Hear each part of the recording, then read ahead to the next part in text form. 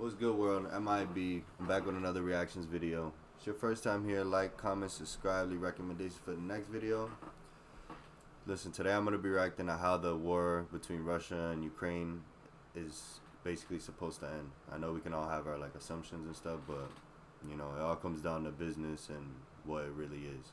So basically I'm just going to be going over and see what they think. Jumping straight into it. On February 24th, 2022, Russia brought war back to Europe after almost 8 decades of peace. Its invasion of Ukraine has shattered all expectations of modern European powers resolving their problems peacefully and brought NATO itself to the brink of full-blown war against Russia. But this is only one of 4 possible ways this war ends, and the other 3 may surprise you. To date, Russia has lost an estimated 30,000 men either killed, captured, or wounded in action. That amounts to roughly 25% of the initial invasion force's ground combat troops in just over 2 months of fighting. By comparison, the United States lost 58,222 killed in action over the course of the entire Vietnam War. To put it simply, such incredible casualty rates are not only unprecedented, but completely unsustainable. Already, Russian losses are severe enough that it's estimated it'll take roughly 2 years to replace its tank losses alone. And that's only if international sanctions are lifted from the nation so it once again has access to the high-tech electronic components it doesn't produce at home. If not, Russia will be back to building Cold War-era tanks, which as we've already seen can't even stand up to man-portable NATO firepower, let alone a fully equipped NATO armored brigade. While there's currently a lot of talk about mobilization, Russian military leaders admit that mobilization will do little to help Russia win this war. It would take 90 days to fully mobilize a replacement tank regiment, and even then, they'd only be equipped with Cold War leftover tanks from Russia's vast reserves of very obsolete equipment. Basically what he's saying, just to break it down, just because I know he talks fast, is he's saying that, you know, Russia's basically lost 40,000 men in this short period of time. We lost almost 53,000 men in a 20-year period, so it's just really going really bad for Russia. 2, he's saying that Russia don't have no connection with anybody right now since they're basically beefing with everybody. So they're gonna have to go back to making military weapons on their own, and they're gonna end up with old materials, and which can't even withstand what everybody else got.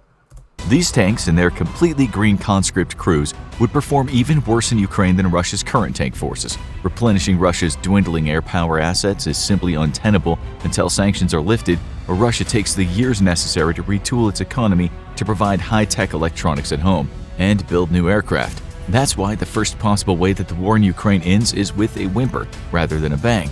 At some point, the flow of equipment reaching Ukraine from the west will simply outweigh the flow of obsolete equipment flowing into the nation from Russia.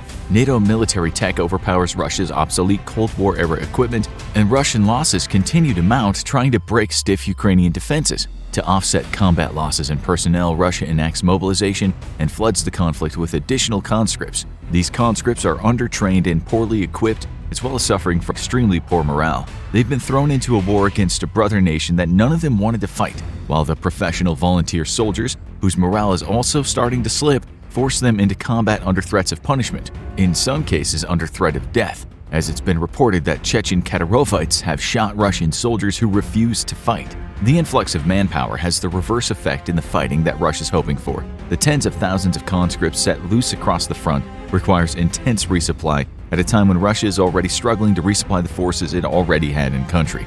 The weak morale and poor training work against Russia by leading to massive casualties and surrenders and engagements across Ukraine.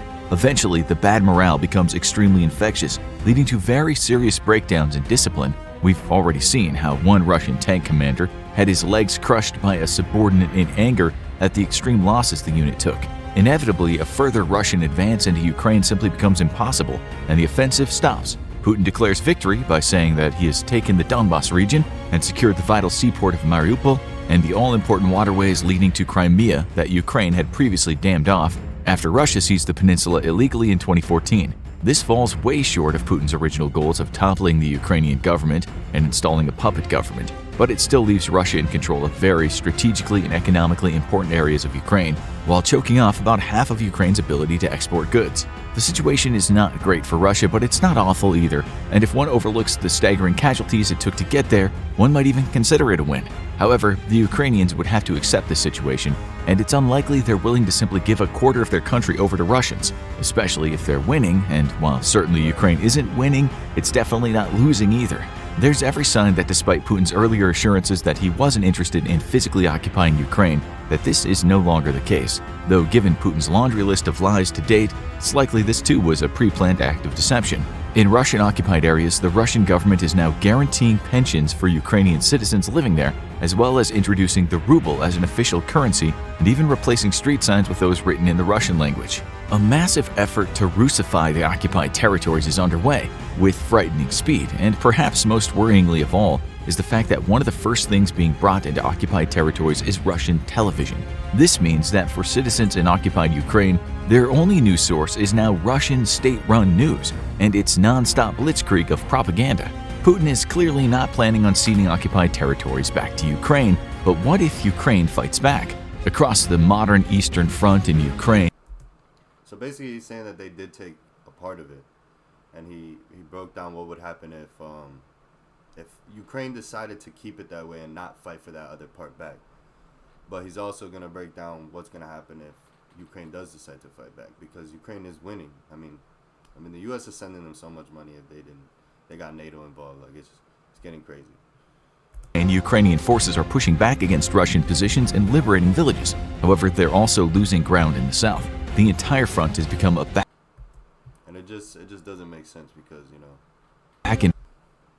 because like you're not gonna win. He's not gonna win. I mean, his soldiers don't even want to fight. Putin's soldiers, like, they were literally killing their own soldiers that don't want to fight. It's just, it don't make sense. Reminiscent of 20th century wars. But the all-important here is that Ukraine was not supposed to be able to push back against Russian forces at all. Ukrainian forces were supposed to be completely overwhelmed by superior Russian firepower. And yet, we've discovered that Russia is almost as big a threat to itself due to incompetence, bad morale, bad equipment, and worse training as it is to Ukraine. Ukraine could simply refuse to accept Russian occupation and continue fighting. The United States of America has already pledged to continue supporting Ukraine militarily until, as House Speaker Nancy Pelosi put it, the fighting is done. Europe may not be so eager to support an ongoing war in Ukraine, but they don't have to be. In terms of overall contributions to Ukraine, Europe's contributions are a little above symbolic, with the lion's share of support coming from the United States. In recent meetings with America's defense industry leaders, President Joe Biden worked to create a strategy for the ongoing resupply of Ukraine, even if the war lasts for years. As long as Ukraine is willing to fight, the U.S. looks willing to continue supporting it, and the longer Ukraine wants to fight, the worse it might get for the Russians. Already, the initial stance on not supporting Ukraine with heavy equipment has shifted. This was due to the stunning performance of Ukrainian troops and the equally stunning incompetence of Russian troops. Western analysts predicted Ukraine would fall within 3 days, and nobody believed that Ukraine's military could survive, let alone beat back the Russian assault at Kyiv and beyond. Yeah, they were supposed to be destroyed, but they're hurting themselves. It's like you just explained it. Their incompetence, their anger, all these things that they're letting get to them, it's just not going to help them. Plus, we're sending billions of dollars over there in military equipment to help them. So their technology, Ukraine's technology, is 10 times better than what Russia's using, or what Russia could get their hands on. Now that the U.S. believes Ukraine can fight for months, even years, it opens up the door for providing Ukraine with heavier equipment. Already, the U.S. has provided Soviet-built helicopters it sourced from other nations, as well as other equipment that Ukrainians are already familiar with. However, if Ukraine is committed to fighting for years and the stalemate in the East holds, there's reason to believe the United States would begin arming Ukraine with modern American equipment. This would require months of training for its crews, but after which Ukraine would be fielding capabilities far superior to Russia's own. This is only possible if Ukraine continues this fight for years, as it would take that long to train Ukrainian troops and create the logistical networks required for repairing and replenishing sophisticated equipment such as the M1 Abrams. Yet if Ukraine has to date held against the Russian onslaught, there's little reason to believe the nation couldn't hold a status quo for the necessary time to rearm itself with Western equipment. Under assault from a Western-armed Ukraine, Russia would lose badly in the east and be forced to retreat. At this point, there's only two ways this war ends. The first is with a humiliating admission of defeat by Russia and a general withdrawal. This is extremely unlikely.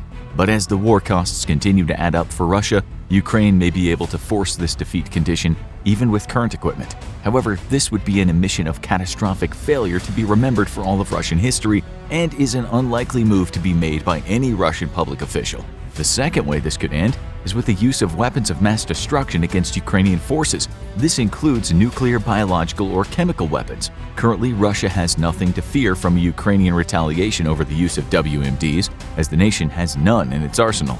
Most worryingly, Russia has already planted the seeds for the justification of WMD use by creating propaganda that claims Ukraine itself has been working on chemical and biological weapons under the supervision of Russia's favorite boogeyman, the US. This is, of course, a blatant lie, as Ukraine has no WMDs, and if it did, surely it would have used them in the initial desperate hours of the war when it seemed as if Russian troops would take Kyiv. Even without Ukraine overpowering Russian troops after years of armament by the West, Putin might still turn to the use of chemical, biological, or nuclear weapons. President Joe Biden has declared this a line in the sand that would be met with an appropriate response. What this means is anyone's guess, but it's feared this would mean retaliation by the United States itself, proportional to the attack carried out by Russia. Basically, you're saying one of the ways it can end is Russia declares they lost, and which would be, really bad for them. They would go down in history as probably one of the worst decisions made. Or they'll go to nuclear weapons and try to take out Ukraine that way, which then the United States will have to get involved, and then we're going to bring our nuclear weapons and get that involved, and then we're going to end up probably joining them in the fight. It's common sense. I mean, if they fight for years, that's what's going to happen. If Russia uses chemical weapons, the US might launch a chemical attack against Russian troops inside Ukraine. The US would be unlikely to use such weapons inside Russia itself, for fear of escalating the situation, and the only type of attack it might respond tit for tat for might be a nuclear one.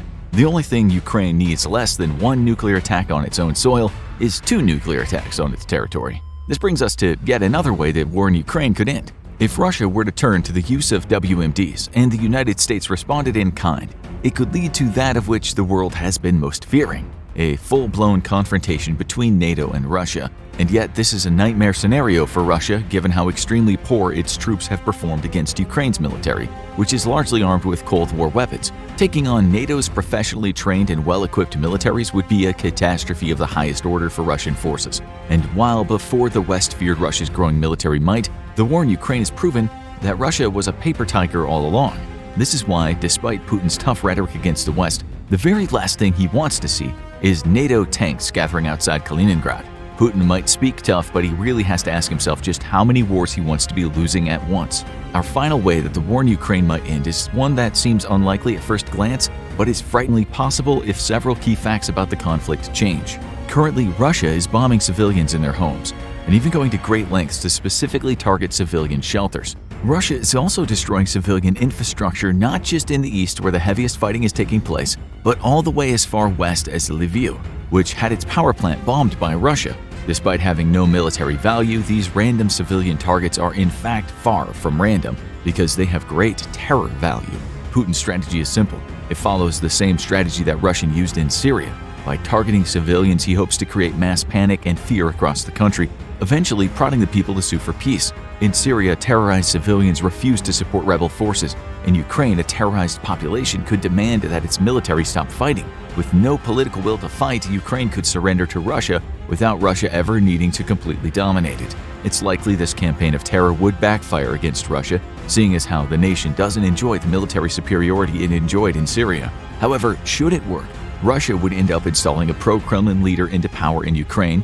Given the fact that today Russia seems to have no intention on returning occupied territories and is even going so far as to Russify them, a puppet leader could call for a referendum on Ukraine, rejoining Russia in the style of a former Soviet republic. It's even possible that Russia would actually rebrand itself as the Soviet Union again, something that is likely extremely appealing to a Cold War diehard like Vladimir Putin. A new Iron Curtain could fall across Europe, and the Cold War 2.0 would begin anew. With Ukraine pacified, Putin would inevitably invade Moldova. Recently, a Russian general accidentally let slip what seemed to be Putin's real goals in Ukraine. His efforts focused on creating a land corridor across southern Ukraine that would not only cut off Ukraine from the sea and choke its economy, but also allow access to the Moldovan breakaway region of Transnistria. From there, Russian forces could pour into Moldova as well, all under the guise of protecting Russian native speakers. Putin would be 2 steps closer to restoring the former Soviet Union in its full glory, with eyes indubitably turning west toward Latvia, Lithuania, and Slovakia. These 3 nations are currently NATO members, which makes it doubtful Putin would seriously try to invade them. especially after President Biden's declaration that the United States would fight for every inch of NATO territory. The wording of this proclamation wasn't an accident either, as the United States has been aware of internal Russian brainstorming that involved launching a tiny incursion into a Baltic state, just enough to take a single village or a few miles of border territory, and then digging in defensively. This would force NATO to go to war against the entrenched Russian defense force over an insignificant border incursion. Seeing as some current NATO members didn't even want the Baltic states to join the alliance in the first place due to their vulnerability to Russia, it's possible NATO would splinter internally over the invocation of Article 5. This would destroy confidence in the alliance, especially from its most vulnerable members in the East, and could lead to a collapse of NATO on the whole. This would leave the United States and perhaps a few other European countries fighting an extremely unpopular war that a significant portion of Europe doesn't even want. In such a scenario, it's possible Russia wins this confrontation with the West and is allowed to take as much of the Baltics as it really wants. Vladimir Putin would have finally succeeded in restoring the Soviet Union in whole and greatly escalating the potential for a devastating nuclear conflict. Now go watch What's Wrong with the Russian. So that's going to be it for today, y'all. I don't know. Put your comments in the comment section. Let me know what y'all think. Again, if it's your first time tuning in, like, comment, subscribe. Check y'all out.